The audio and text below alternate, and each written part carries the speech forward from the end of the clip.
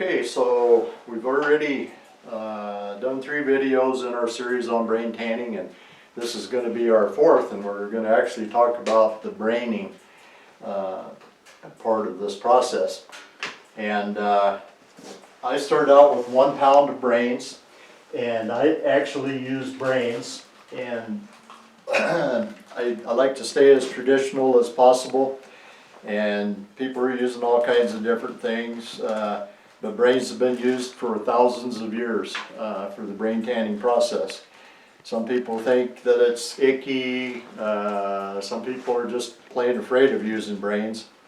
And there is, there's some things out there for consideration for sure. One of them is CWD, which is in the brain, in the spinal column and all of deer, elk, and moose. And so I was, I'm somewhat concerned about that, and so I'm not taking any deer, elk, or moose brains, but any brains will work. Antelope, mountain lion, bear, buffalo, cattle, pork brains.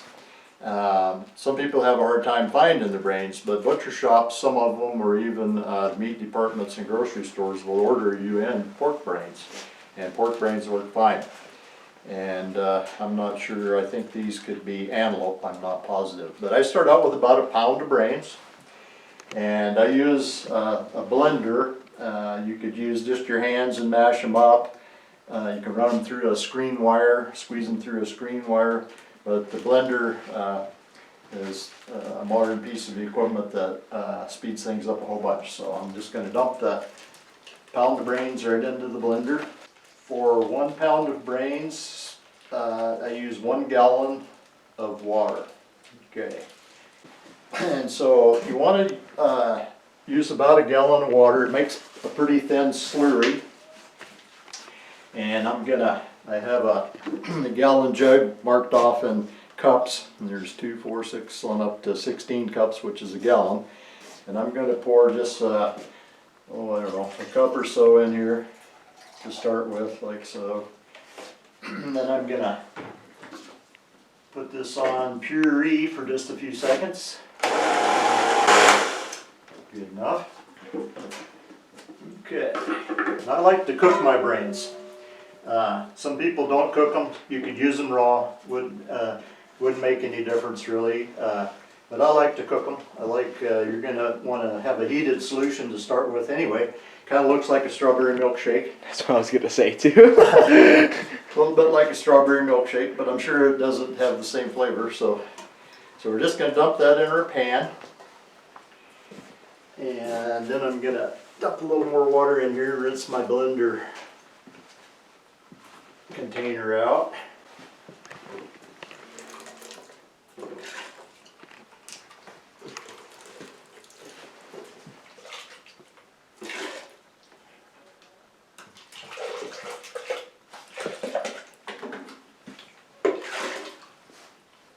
That's pretty good.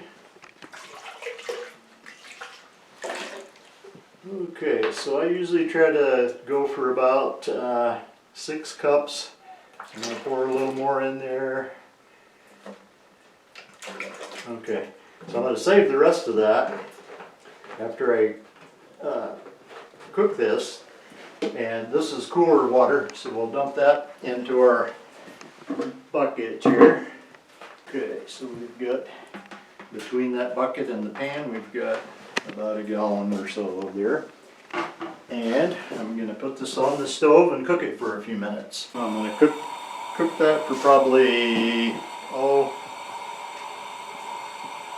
10 minutes or so, 10 or 15 minutes. I might get it to just the point where it's just almost to a boil, and it'll instead of being pink like that, it'll turn kind of a gray color.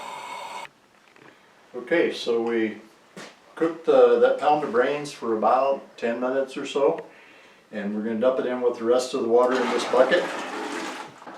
Okay, so now temperature wise, we had that right at boiling there, so that was pretty hot with about 4 cups of water. So the thing you want to be careful of is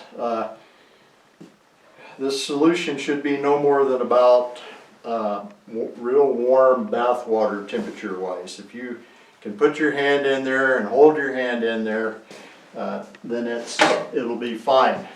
But if it'll burn your hand, it will also burn the hide, and it'll turn it into spaghetti. And I can tell you from experience that if you get into too big a hurry and try to put the hide in there too quick, that's what's going to happen. So I'm going to put my hand in there and test that out, and it's just a little bit too warm. I'm going to add just a little cold water in there. Okay, I think we're good there. Okay, so remember in our last video we framed the hide, dried it into rawhide, and then we showed you how we rolled them all up and hung them up. And so this is one of those hides that's been turned into rawhide. We're going to kind of unroll it, and we're going to stuff it right down into this bucket, just like it is. So it's a pretty nice hide. So one hole I'm going to have to sew up there. So this is going to take a little bit. We're going to just gradually work this down into the gallon of solution in the bucket. So we're talking probably going to take us a half an hour or so here. So we won't make you watch us get this in here for the whole half hour. So I'm going to just keep working on it here, and we're going to take a little break. Okay, so half an hour or so later, we've pushed this hide down into the solution. It's got a chance to soak up a little bit, but you can kind of see it's still got a little of the amber color to it. You can almost see through it. And what we're going to do now is we're going to stretch this thing open. We're just going to start pulling until it all turns white over the whole hide. So we just go around the edges to start with, open the edges up, and just as you pull them, it'll turn white like that. What we're doing is we're opening the fibers so that the brain solution can really soak in there. And I'll brain the hide once like this, and then I'll throw it on my wringing pole, and I'll wring it out, and then I'll brain it again. I always brain everything at least twice, just to make certain. Some of these thinner, small hides you could probably get by with one braining, but you can make yourself twice the work if you didn't get it brained well enough in one time and have to go ahead and redo it anyway. So best just to go ahead and open it up and wring it and then brain it again, and then you're certain that you've got the job done really well. Okay, so here's a spot that's still, pull on that, see how that gets stretchy and opens up. I need to mention too, there's some areas on the hide that are tougher to get the brains into. The neck is very thick, the spine, right down the spine, in between the shoulders and all the way down to the tailbone, and then the hips on each side, or the areas that could be problem areas. And if you don't get those pulled open good and brained real well, what'll happen is when you go to soften it, you'll see ripples right down the spine, and that kind of tips you off right away. You didn't get it brained well enough. And you could keep softening, but you probably just as well quit and brain it again and start over because you didn't get it brained well enough. So those are problem areas. Around the edges, not really. You know, the edge opens up real easy. It's this is the neck here, so it's a little tougher. But there's a good test to see if you've got a hide opened up good. I'll show you here in a second. Once you can squeeze bubbles through the hide, that's telling you you're brained pretty well. Okay, let's try that again. Just kind of get a wad of hide like so, and squeeze it, and as soon as you get bubbles coming through there, and I don't yet, so we need to do a little more stretching on it. Just a little bit more here, and yep, looking good. Okay, so, today it's kind of snowing and miserable outside, so we're gonna do our ringing inside. Most of the time I've got a ringing pole that I use outside, and it's a little bit easier to do out there, but this is fine, this works great, so what I'm gonna do is, this brained hide, I'm gonna put over my ringing pole and roll it up into a donut. Some people do different, some people do it differently than this, and that's fine. Everybody's got their own way and how they like to do things, but this is just kind of pretty quick and easy, and I'm not trying to really do a super job on this ringing. I'm just trying to get it pretty good, because, okay, so I'm starting with the back end of the hide, about 6 inches or so over, and then I'm going to take the neck, and okay, so I'm putting this on there so that the flesh side is out, the grain side's inside and the flesh side is out. So when I put the neck over, about the same thing, about 6 inches over, like so, and then what you're seeing there is the flesh side. And the idea here is that when I roll this up, the grain side is going to be out. So remember how I squeezed the bubbles through from the flesh to the grain side. So the idea is to try to get the moisture driven through the hide. This ringing process is a good step, because it does more than just wring the hide out. It actually drives the brain into the fibers even more so. So we're gonna just roll this up into a donut and try to, when they're freshly brained like this, they're slippery, so you have to make a pretty good tight donut, or otherwise it'll just come unrolled on you when you try to ring it. So got it pretty good there, pretty nice and tight. Okay, so then just use whatever. I've got a little piece of a broom handle here that I use for my ringing. And I'm just going to twist this up into I'm going to twist it pretty easy to start with, because I'm trying to keep it from coming apart. So I'll try to get a little moisture out of it.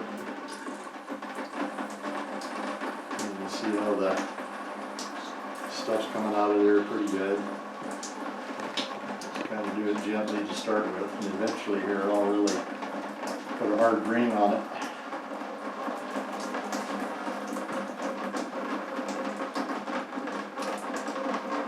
So of all the steps that are involved in doing this, I think probably the ringing is my least favorite. I don't know why. I'm just not too fond of having to do this part of it, but it's part of it. Some people don't save the brain solution that they're wringing out of the hide. They don't save that, they throw it away. But the first ringing here, I always save it, throw it back in the pot and heat it back up if I need to.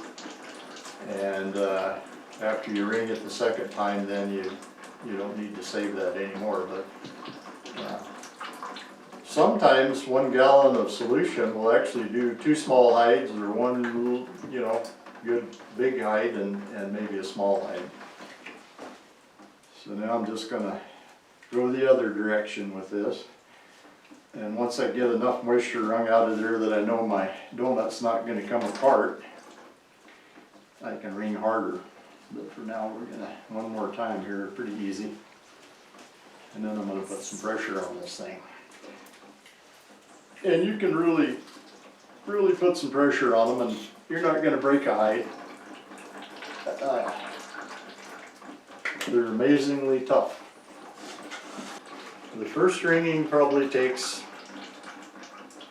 15 minutes or so, so we're not going to make you watch me do the whole thing here. Okay, so we've rang it to the right and to the left, and now what we're going to do is we're just going to move it 1/4 of a turn. And we're gonna do the same thing. We're gonna twist to the right, and then we're gonna twist to the left. And we're gonna do this a total of 4 times, so we get each quarter of the hide wrung out real well, as well as we can. Okay, so we've wrung it to the right and to the left, and now what we're gonna do is we're just gonna move it a quarter of a turn, and we're gonna do the same thing. We're gonna twist to the right, and then we're gonna twist to the left, and we're gonna do this a total of 4 times, so we get each quarter of the hide wrung out real well, as well as we can. Okay, so we're on the last ring here, next to the last, I guess. I'm going to the right, I'm going to go to the left one more time, but I want to show you how much pressure that I'm actually putting on this thing.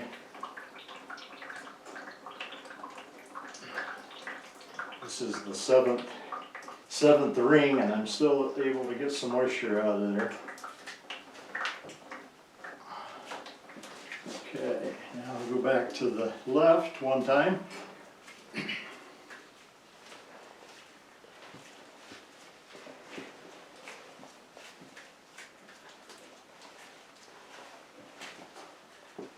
And I'm putting some downward pressure on this as I'm twisting it up now. There's enough moisture out of there, it's not going to slip loose. It's bound tightly.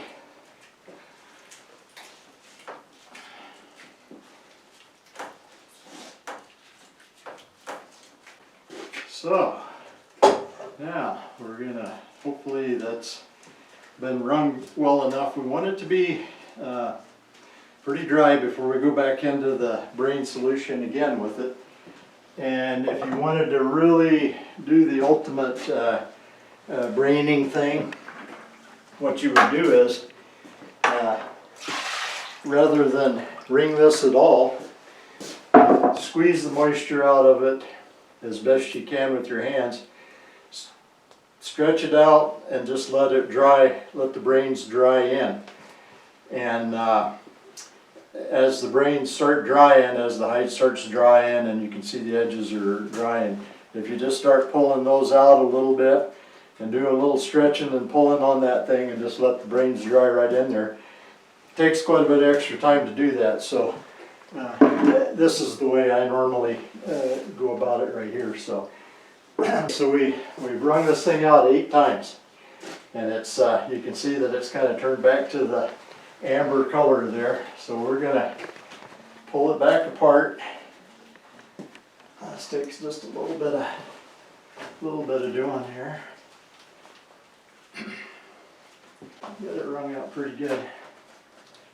I can tell by looking at it here. There's still some damp spots. When you have these little blue areas, I don't know how well that shows up there, but down along the bottom edge here, that's kind of blue looking. That's still got quite a bit of moisture in it right there. That's okay. Sometimes what I'll do is I'll take them out, throw them on the fleshing beam, and just squeegee that moisture out.